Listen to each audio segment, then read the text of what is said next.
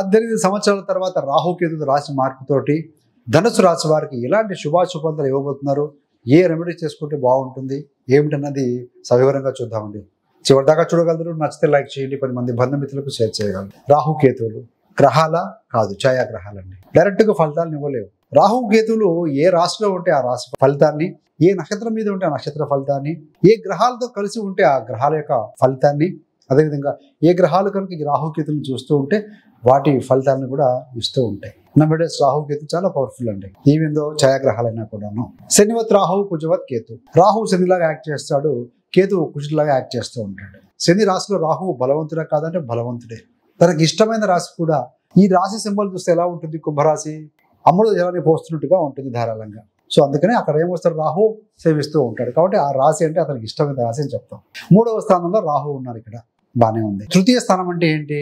ధైర్యం, పరాక్రమము, younger siblings, agreements, దగ్గర ప్రయాణాలు, ఇవన్నీ ఇండికేట్ చేస్తాయండి. సో రాహుడు నెగిటివ్ కూడా చెప్తూ ఉంటాం. మీ యొక్క జన్మజాతక చక్రంలో రాహు కనుక, గురుడు కనుక బలహీనంగా ఉంటే అధమ ఫలితాలు, తక్కువ ఫలితాలు వస్తాయి, అశుభ ఫలితాలే ఉంటాయి కొంచెం. సో మీ యొక్క జన్మజాతక చక్రంలో కూడా రాహు, కేతు, గురుడు బలంగా ఉంటే అద్భుతమైన ఫలితాలు అండి. ఇప్పుడు రాహు పాజిటివ్ ఫలితాలే ఇస్తాడు. ఎందుకంటే 3వ స్థానం అంటే, తృతీయ స్థానం అంటే ఉపచయ స్థానం, డెవలప్మెంట్. మరి ఎవరు చూస్తున్నారు?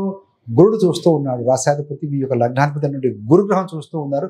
శుభగ్రహ దృష్టిలో ఉన్నాడు కాబట్టి శుభ ఫలితాలు ఎక్కువగా మనకు అవుట్కమ్ వస్తుందండి. సో ముఖ్యంగా దగ్గర ప్రయాణాలు చేయటం. 3వ స్థానం ధైర్యం, పరాక్రమం, డైరీగా డెసిషన్ తీసుకోవటం, మీలో ఉన్న క్రియేటివిటీ వెల్లివిరవటం. కొంతమంది ఏదైనా ప్రాజెక్టు తయారు చేసుకొని ఆ ప్రాజెక్ట్ ఇంప్లిమెంట్ చేసే అడుగులు ముందుకు వెళ్ళటం. బిహైండ్ ద కెమెరా, రాహు అంటే కెమెరా, బిహైండ్ ద స్క్రీన్ ఛాయ, నీడ. ఐటీ కానీ, కెమెరా కానీ, టెక్నికల్ ఏఐ టూల్స్ వాడుకోవడం, కంప్యూటర్ విద్య, ఇలాంటి వాటిలో స్టూడెంట్స్ బాగా రాణిస్తారు, నో డౌట్ అట. సిబ్లింగ్స్ తోటి సహకారం అందించడం, వారి యొక్క ఉన్నతికి పాల్పడడం చేస్తూ ఉంటారు.